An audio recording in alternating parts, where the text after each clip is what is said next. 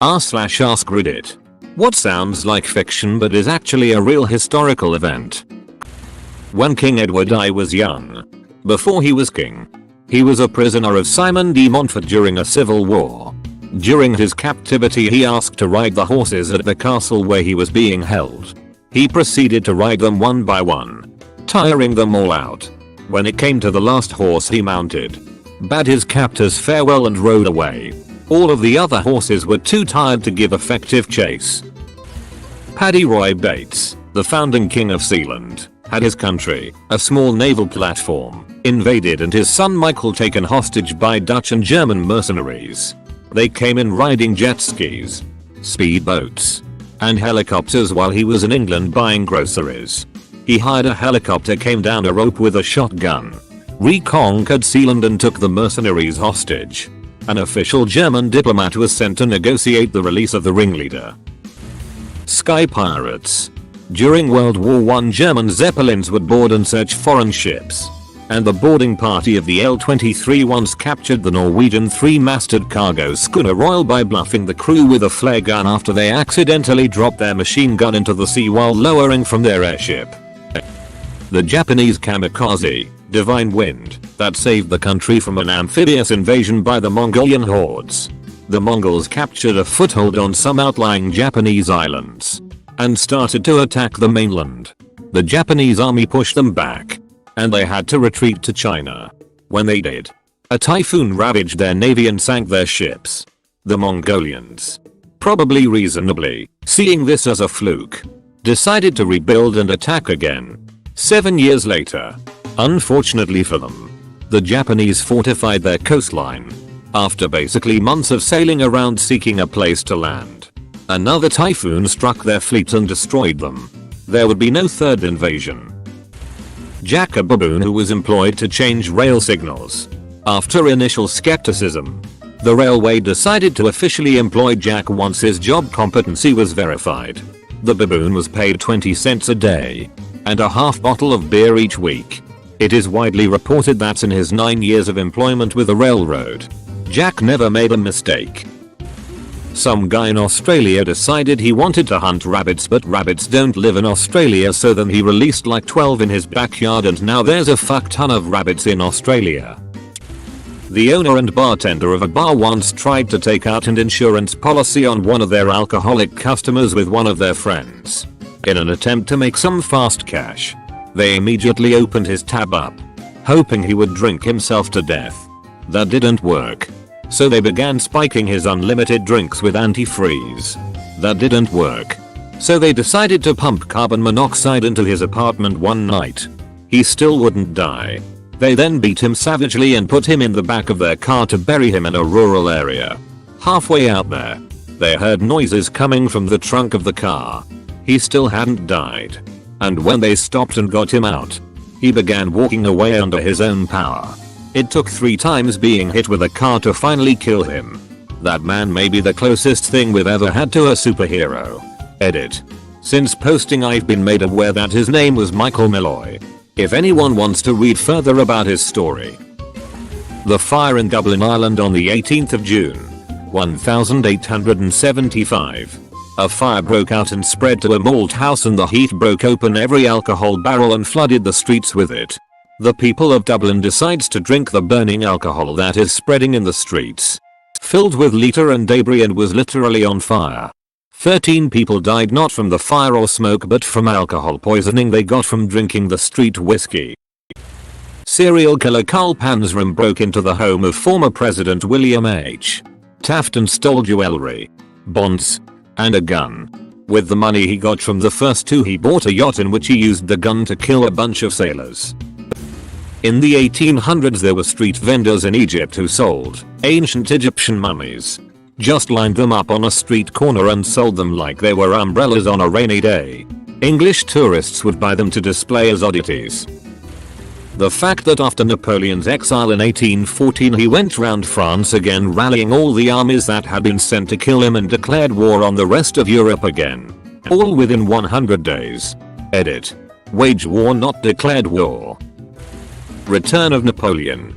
An army was sent to intercept him, and they ended up fighting for him. If it was shown in a movie, most people would have considered it cheesy and unrealistic. The entire Taiping Rebellion, a war started by a Chinese peasant who dreamed and believed he was Jesus' younger brother. Although poor, the first thing he did was have a giant demon-slaying sword forged, took over a city, asked the British why they wouldn't pay him tribute as the new head of their faith, engaged in total war with the Qing, applied pseudo-communist policies like abolishing private property, separated women and men from ever interacting, and sent the women to the front lines. Over 20 million people died, with some estimates as high as 40 million. It was the fourth deadliest conflict in human history. It killed more people than World War I. Only World War II, transition of the Ming, and Qing conquest of the Ming were deadlier.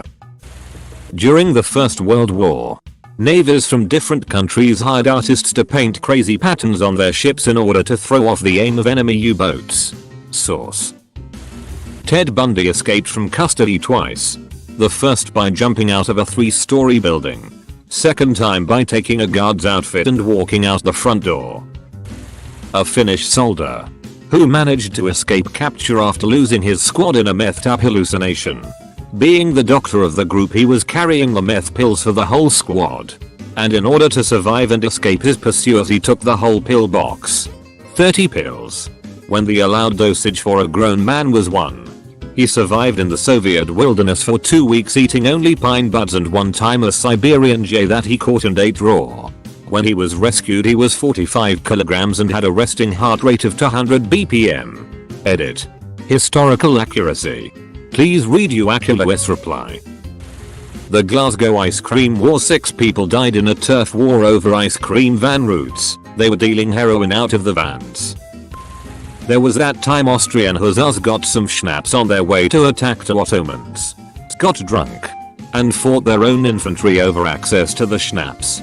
In the multilingual confusion, someone shouted, "The Turks," which caused widespread panic and a full retreat by both the cavalry and infantry. Officers shouting "Halt" in German sounded to their non-Austrian allies like they were shouting "Allah," which only deepened the confusion. As they retreated into the rest of the Austrian army, those commanders also thought it was a Turkish attack and ordered artillery to fire into the oncoming men. That was the story of the Austrians routing their own army because of schnapps, known as the Battle of Kerensebes. According to Wikipedia, there are estimates of 1,200 casualties. Operation Paul Bunyan. To summarize, some Americans were killed by the North Korean military while cutting down a tree in the Korean DMZ. In response to this, to show the North Koreans that you don't fuck with the United States, America went back to finish cutting down the tree with a little bit of backup firepower to help keep them safe. Specifically, America and South Korea sent a convoy of 23 vehicles and about 140 men, armed with rifles, grenade launcher, vehicle-mounted chain guns, chainsaws, some with suicide vests, some with axes and taekwondo training. They had 27 helicopters circling behind them, 7 of which were attack helicopters. They had B-52s flying overhead, escorted or accompanied by F-4S, F-5S, F-86s, and F-111s, all of which were armed and ready to engage. They moved a carrier offshore, just behind the border. They had full infantry, artillery, and armor divisions standing by. All this, just to chop down a tree, and to send a message. Of course. Operation Starfish Prime reads like science fiction. Back in 1962, USA pondered what would happen if you detonated a nuclear warhead in outer space, so they did just that. The result was an EMP that made the test instruments go off scale, so it was difficult getting accurate measurements. In Hawaii, almost 900 miles away, the EMP knocked out 300 streetlights. After the detonation of Starfish Prime, several bright auroras could be observed. The visible phenomena due to the burst were widespread and quite intense. A very large area of the Pacific was illuminated by the auroral phenomena. From far south of the South Magnetic Conjugate Area, Tongatapu, through the burst area to far north of the North Conjugate Area, French Frigate Shoals. At twilight after the burst, Resonant scattering of light from lithium and other debris was observed at Johnston and French frigate shoals for many days, confirming the long-time presence of debris in the atmosphere. An interesting side effect was that the Royal New Zealand Air Force was aided in anti-submarine maneuvers by the light from the bomb.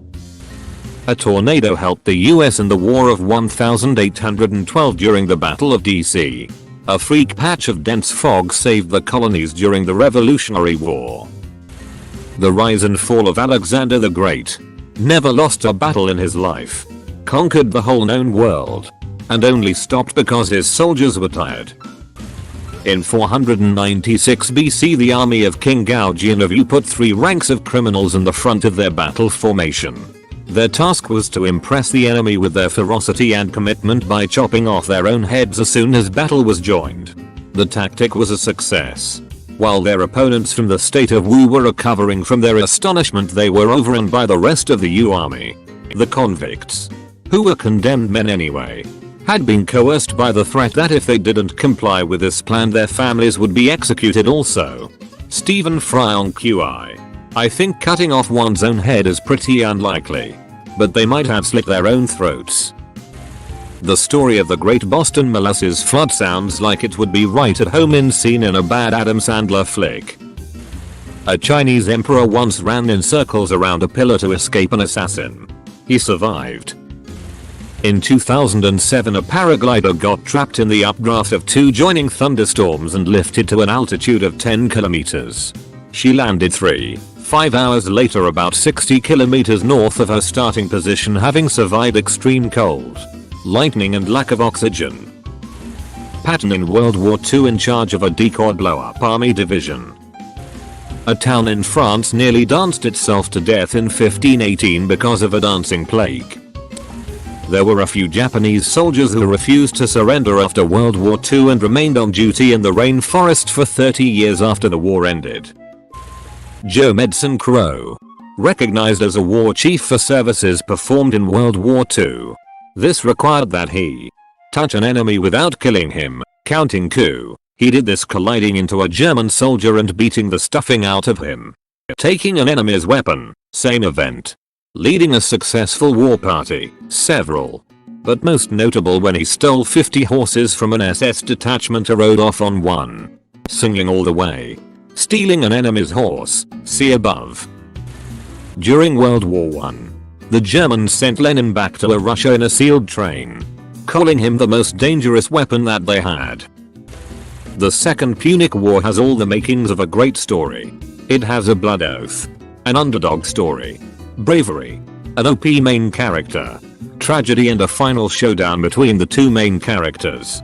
The fact that it all, or most of it, happened blows my mind.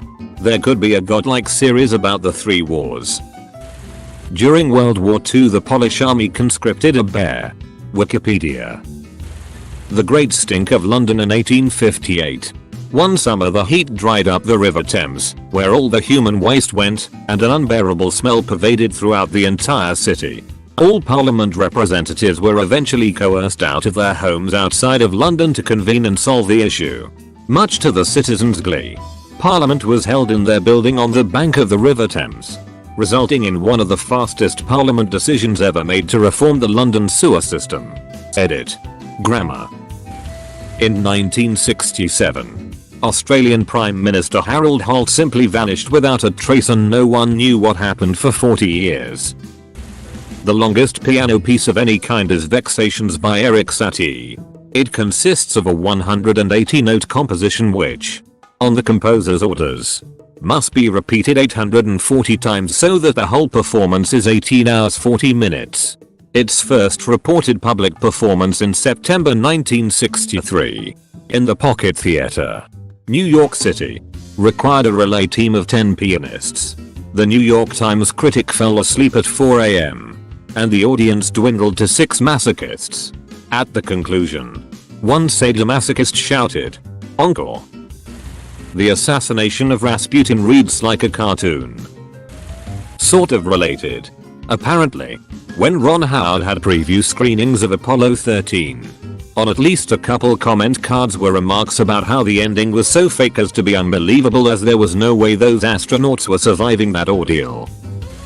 In 1987, a teenager, 19, from West Germany piloted a small Cessna and flew it into the USSR, without permit of course, all the way to Moscow, where he landed on a bridge next to the Red Square and near the Kremlin. He was one of the catalysts for the fall of the USSR, as the military's failure to shoot him down gave Gorbachev a perfect reason to sack key opponents in the USSR military.